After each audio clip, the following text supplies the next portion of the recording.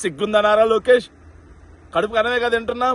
దేవాలయం లాంటి అసెంబ్లీలో పచ్చి అబద్ధాలు మాట్లాడడానికి సిగ్గుండాలిగా కొంచెమేనా? భారతదేశంలో 100 ఏసీలు తయారవుతే దాంట్లో 50 ఏసీలు ఆంధ్ర రాష్ట్రంలో తయారవుతున్నాయి అధ్యక్ష.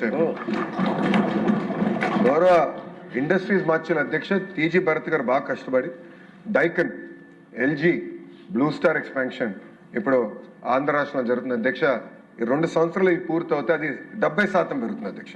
50% నుంచి 70% of the ACs that are manufactured in the country will come from Andhra Pradesh అధ్యక్ష. వైఎస్ఆర్సీపీ ప్రభుత్వం అధికారంలో ఉన్నప్పుడు శ్రీ సిటీని ఏసీ మ్యానుఫ్యాక్చరింగ్ హబ్ గా తయారు చేశాం.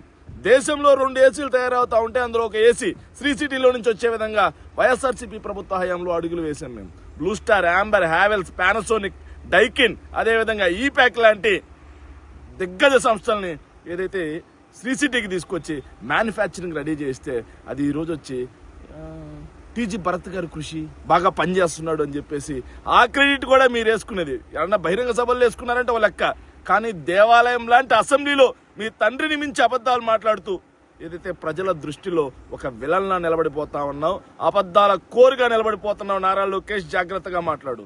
Thank you.